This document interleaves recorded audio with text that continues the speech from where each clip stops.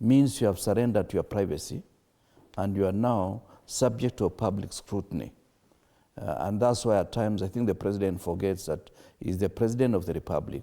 And when we are referring to him, it is not William Ruto, the man we knew. It is the president who has been given the power and the opportunity to preside over the destiny of this country for the next couple of years or so. That is where we find ourselves getting wrong. The second issue, apart from the fact that the Honorable Biwott was even arrested at that particular time and relieved of his duties, he was taken for some time until they did not find direct evidence linking him to the case. And that was good for the public outrage to go down. I also remember the death of Bishop Muge.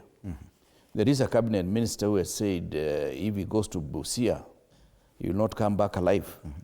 And when the bishop died on road accident, that minister was relieved of his duty.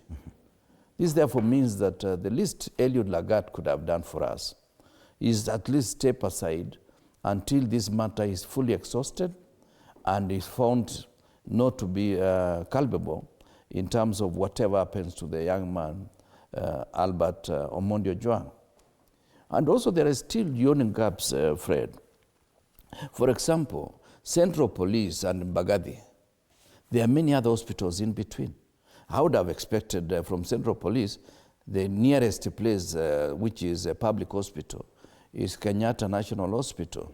To take it all the way to Mbagathi, if somebody was critical, was actually to allow him to die properly. Or possibly they thought Mbagathi, because it's on the fringes of town, they would be able to smuggle in the body and make it appear that the young man died in hospital. The second issue, which is also important, we've been told OCS Talam was not in the office, he was somewhere else, that was described clearly by the media. But there is no police station that can be left without somebody being in charge. We would want to know who was in charge and how did the body or the young man get brought in.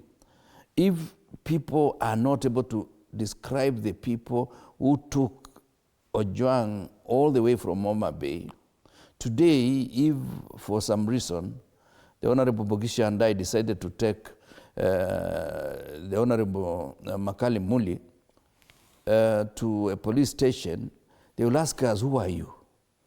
And why have you brought him? They will not accept just to take him in unless we are police officers or people charged with the responsibility of doing that particular job. So who brought in this young man or his body to the mortuary, not to the mortuary, to the cell? And why is there conflict between the hours of the cell and the hours indicated in the mortuary entry? So these are some of the issues that we realized from the beginning of time. It was a cover-up. They did not want this thing to be known, or they thought the public was just going to take it easy. Because after all, they have killed so many other people. And when you tell them, they talk of Ribayala and other rivers. Whether I die in Ribayala, whether my body is on the road or wherever, somebody will have died nonetheless. And that's the issue, Bwana Pogisho, the fact that we are marking 1 year since the events of June 25 last year. A lot of people died, many people lost their lives, but you don't seem to have learned anything. Even the same kind of behavior, and this is the story still on the